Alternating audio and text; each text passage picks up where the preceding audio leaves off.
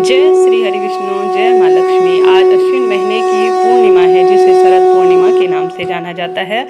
शरद पूर्णिमा की सुंदर व्रत कथा इस वीडियो में श्रवण करेंगे। आरंभ करते हैं। जैसा कि यह दिन कोजागर पूर्णिमा के नाम से भी जाना जाता है। इस दिन स्त्रियां अपने संतान की खुशहाली के लिए व्रत रखती हैं और इसलिए इस कथा भी जो है संतान की रक्षा से जुड़ी हुई है। इस दिन कथा का पाठ करना आवश्यक माना जाता है। तो आप सभी मेरे साथ सुंदर शरद पूर्णिमा की व्रत कथा सुनिएगा और अंत तक बने रहिएगा। पौराणिक कथा के अनुसार एक नगर में एक साहूकार की दो पुत्रियां थी। दोनों ही पूर्णिमा का व्रत रखती थी। बड़ी पुत्री व्रत पूरा करती थी लेकिन छोटी पुत्री को बीच में ही अधूरा व्रत छोड़ देती थी, जिस कारण छोटी पुत्री को संतान प्राप्ति में दिक्कतों का सामना करना पड़ता था। उसकी संतान जन्म लेते ही मृत्यु को प्राप्त हो जाती थी। जब छोटी पुत्री ने पंडितों से इसका कारण पूछा तो उन्होंने बताया कि ऐसा तुम्हारे साथ इसलिए होता है कि तुम पूर्णिमा का व्रत अधूरा ही छोड़ देती हो। वहीं इसका उपाय पूछने पर उन्होंने बताया कि यदि तुम पूरे विधि विधान से पूर्णिमा के व्रत को संपूर्ण करोगी तो निश्चित ही तुम्हें उत्तम संतान की प्राप्ति होगी। पंडितों की सलाह पर उसने विधि पूर्वक से पूर्णिमा का उपवास किया, जिसके परिणाम स्वरूप उसके यहाँ बेटा हुआ। लेकिन कुछ समय बाद ही वह भी मृत्यु को प्राप्त हो गया। इसके बाद उसने अपने बच्चे की देह को एक पाटे में अर्थात एक चौकी पर लिटाकर उसके ऊपर कपड़ा ढक दिया। फिर वह बड़ी बहन को बुलाकर लाई। उसे भी कहा कि आप पाटे में बैठ जाओ। बड़ी बहन जब उस पर बैठने लगी तो उसका लहंगा बच्चे को छू गया और वह जीवित होकर रोने लगा। यह देखकर उसकी बड़ी बहन ने कहा, तू मुझे कलंक लगाना चाहती थी। मेरे बैठने से पहले यह क्या तुमने रख दिया? यह तो तुम्हारा पुत्र दिखाई दे रहा है, कहीं यह मर जाता तो। इस पर छोटी बहन ने उत्तर दिया कि यह बच्चा तो पहले ही मृत्यु को प्राप्त हो चुका था, लेकिन तेरे ही भाग्य से यह जीवित हो उठा है। इसके बाद दोनों बहनों ने सभी नगरवासियों को पूर्णिमा व्रत करने की महिमा बताई और इसकी विधि भी बताई। उन्होंने इस बात का प्रचार प्रसार किया कि पूर्णिमा व्रत को करने से ही, प्रताप से ही, मेरी जो है बहन के कारण, उसके स्पर्श से ही उसका इतना पुण्य प्रताप है कि आप मेरे बच्चा जीवित हो उठा है। इस तरह से यह पूर्णिमा की प्रथम कथा कही जाती है। इसके साथ ही आज शरद पूर्णिमा के दिन माता लक्ष्मी के उत्पन्न होने की कथा भी सुनी जाती है, तो उसे भी सुनिए बग्गा। मेरे साथ आप सभी बोलिए, ओम महालक्ष्मी नमो नमः। सुंदर कथा के अनुसार एक बार कोजागर पूर्णिमा के लिए भीष्म पिताजी कहने लगे, मैंने सुना था लक्ष्मी जी क्षीर समुद्र से प्रकट हुई है। फिर आपने यह कैसे कह दिया कि भृगु की पत्नी ख्याति के गर्भ से माता लक्ष्मी का जन्म हुआ है? पुलत्स्य जी बोले, राजन, तुमने मुझसे जो प्रश्न किया है उसका उत्तर सुनो। लक्ष्मी जी के जन्म का संबंध समुद्र से है। यह बात मैंने भी ब्रह्मा जी के मुख से सुनी है। एक समय की बात है, दैत्य और दानवों में भारी जो है सेना में जो लड़ाई थी वह होने लगी। यह युद्ध के दैत्यों के सामने देवता परास्त होने लगे। इस इंद्र आदि संपूर्ण देवता अग्नि को आगे करके ब्रह्मा जी की शरण में आ गए। वहाँ उन्होंने अपना सारा हाल ठीक ठाक से सुनाया। ब्रह्मा जी ने कहा, तुम लोग मेरे साथ भगवान की शरण में चलो। यह कहकर वह संपूर्ण देवताओं को लेकर क्षीर सागर के उत्तर तट पर गए और भगवान वासुदेव को संबोधित करते हुए बोले, विष्णु भगवान शीघ्र उठिए और इन देवताओं का कल्याण कीजिए। इनकी सहायता न मिलने से दानव इन्हें बारंबार परास्त कर रहे हैं।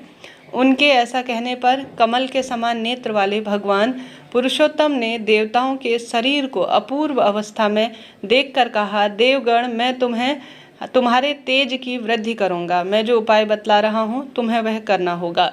दैत्यों के साथ मिलकर सब प्रकार की औषधि ले आओ और उन्हें क्षीर सागर में डाल दो। फिर मध्यांचल को मथनी और वासुकी नाग को शेती अर्थात रस्सी बनाकर समुद्र का मंथन करते हुए उसमें अमृत निकालो। इस कार्य में मैं भी तुम्हारी सहायता करूंगा। समुद्र का मंथन करने पर जो अमृत निकलेगा उसका तुम पान करना और तुम बलवान और अमर हो जाओगे।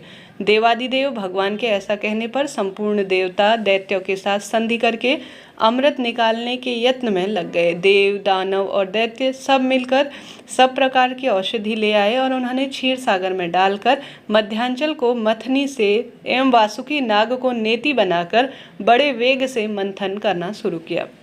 भगवान विष्णु की प्रेरणा से सब देवता एक साथ रहकर वासुकी की पूंछ की ओर हो गए और दैत्यों को उन्होंने वासुकी के सर की ओर खड़ा किया।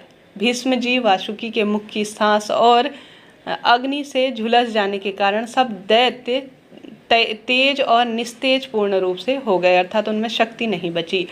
क्षीर सागर के बीच में श्रेष्ठ भगवान ब्रह्मा तथा महातेजस्वी महादेव कच्छप रूपधारी श्री भगवान विष्णु की पीठ पर खड़े होकर अपनी भुजाओं से कमल की भांति मध्यांचल को पकड़े हुए थे तथा स्वयं भगवान श्रीहरि कूर्म रूप धारण करके क्षीर सागर के भीतर देवताओं और दैत्यों के बीच की स्थिति देख रहे थे। वे मध्यांचल को अपनी पीठ पर लिए हुए डूबने से बचाते थे। इसके पश्चात जब देवता और दानवों में क्षीर सागर का मंथन आरंभ हुआ, तब पहल उन्होंने देव पूजित सुरभि अर्थात कामधेनु को जो है आविर्भाव किया और साथ ही घी दूध की उत्पत्ति का यह स्थान माना गया। तत्पश्चात वारुणी देवी का प्रकट हुआ, जिनके मद भरे नेत्र घूम रहे थे। वह पग पग पर लड़खड़ाती थी, जिसे अपवित्र मानकर देवताओं ने त्याग दिया। तब वह असुरों के पास जाकर बोली, दानवों में बल प्रदान करने वाली देवी हूँ, तुम मुझे ग्रहण करो। दैत्यों ने भी उन्हें ग्रहण कर लिया। इसके बाद पुनः मंथन आरंभ होकर पराजित अर्थात कल्पवृक्ष उत्पन्न हुआ। पारिजात अर्थात जिसे कल्पवृक्ष कहा जाता है, वह उत्पन्न हुआ और इसके बाद शोभा से देवताओं का आनंद बढ़ने लगा। इसके पश्चात 60 करोड़ अप्सराएं प्रकट हुई, जो देवताओं और दानवों के सामान्य रूप से भोग्या थी। जो लोग पुण्य कर्म करके देवलोक में आते, उनका भी उन पर अधिकार होता। अप्सराओं के बाद शीतल किरणों वाले चंद्रमा का प्रादुर्भाव हुआ, जो देवताओं को आनंद देने वाले थे। उन्हें भगवान शंकर ने अपने लिए मांगते हुए कहा कि देवताओं, ये चंद्रमा मेरी जटाओं में आभूषण के समान रहेंगे, अतः इन्हें मैं अपने साथ ले जा रहा हूँ। ब्रह्मा जी के बहुत अच्छा कहकर शंकर जी ने उनकी बात का अनुमोदन किया। तत्पश्चात कालकूट नामक भयंकर विष भी प्रकट हुआ। उसे देवता और दानव को सबको बहुत अधिक पीड़ा हुई। जब महादेव ने स्वेच्छा से उसे पी लिया, तब उनके पीने से उनके कंठ का रंग काला पड़ गया। तब से महेश्वर कंठनाथ अर्थात नीलकंठ कहलाने लगे। क्षीर सागर से निकलते हुए उस विष का जो अंश पीने से बच गया, उसे नागों अर्थात सर्पों ने ग्रहण किया। इसके पश्चात अपने हाथ में अमृत से भरे हुए कमंडल को धन्वंतरी जी लेकर प्रकट हुए। वह श्वेत वस्त्रधारी थे। वैद्यराज के दर्शन से सबका मन स्वस्थ और प्रसन्न हो गया। इसके बाद वह समुद्र से घोड़ा और ऐरावत नाम के हाथी, यह दोनों क्रमशः प्रकट हुए। इसके पश्चात क्षीर सागर से लक्ष्मी देवी का भी प्रादुर्भाव हुआ, जो खिले हुए कमल पर विराजमान थी और हाथ में कमल पुष्प लिए हुए थी। उनकी प्रभा चारों ओर छिटक रही थी।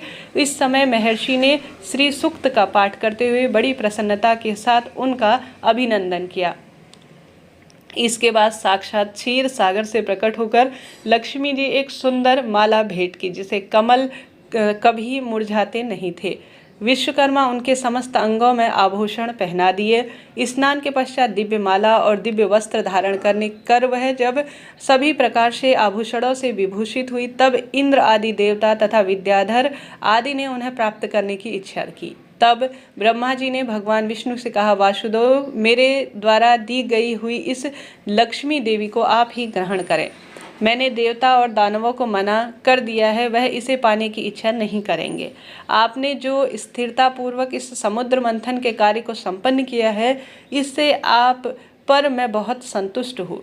यह कहकर ब्रह्मा जी लक्ष्मी से बोले, देवी, तुम भगवान केशव के पास जाओ। मेरे दिए हुए पति को पाकर अनंत वर्षों तक आनंद का उपभोग करो। ब्रह्मा जी के ऐसा कहने पर लक्ष्मी जी समस्त देवताओं को देखते देखते श्रीहरि विष्णु के वक्ष स्थल में चली गई और वहाँ भगवान से बोली, देव, आप कभी मेरा परित्याग न करें। संपूर्ण जगत के प्रियतम, मैं सदा आपके आदेश का पालन करती हुई आपके वक्ष स्थल में निवास करूंगी। यह कहकर लक्ष्मी जी ने कृपापूर्ण दृष्टि से देवताओं की ओर देखा।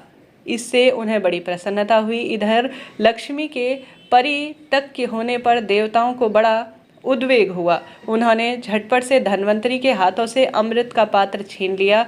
जब विष्णु जी की माया से सुंदर स्त्री का रूप धारण श्रीहरि प्रकट हुए, तब दैत्यों को वह बहुत लुभाए और उनके निकट जाकर कहा, यह अमृत का कमंडल मुझे दे दो। उस त्रिभुवन सुंदरी रूपवती नारी को देखकर दैत्यों का चित्त काम के वशीभूत हो गया। उन्होंने चुपचाप वह अमृत उस सुंदरी के हाथ में दे दिया और स्वयं उसके मुख को ताकने लगे।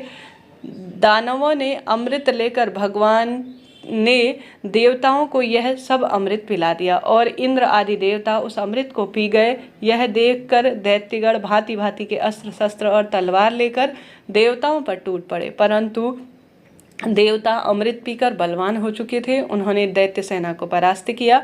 देवताओं की मार पड़ने पर दैत्यों ने भागकर चारों दिशाओं की शरण ली और इतने अधिक पाताल में घुस गए। तब संपूर्ण देवता आनंद मंगलमय होकर मन ही मन शंख चक्र और गदा धारक श्रीहरि नारायण विष्णु को प्रणाम कर कर स्वर्गलोक की ओर चले गए। तब से सूर्यदेव की प्रभा स्वच्छ हो गई, वह अपने मार्ग की ओर चलने लगे। भगवान अग्निदेव भी मनोहर दीप्ति से युक्त हो प्रज्वलित होने लगे तथा सब प्राणियों का मन धर्म की ओर संलग्न हुआ। भगवान विष्णु से सुरक्षित होकर समस्त त्रिलोकी भी संपन्न होगी। उस समय समस्त लोकों की को धारण करने वाले ब्रह्मा जी देवताओं से कहा, देवगण मैं तुम्हारी रक्षा के लिए भगवान विष्णु को और देवताओं के स्वामी उमापति महादेव को प्रणाम करता हूँ। वह दोनों तुम्हारे योगक्षेम का निर्वाह करेंगे। तुम सदा उनकी उपासना करते रहना, क्योंकि वह तुम्हारे कल्याण करने वाले हैं।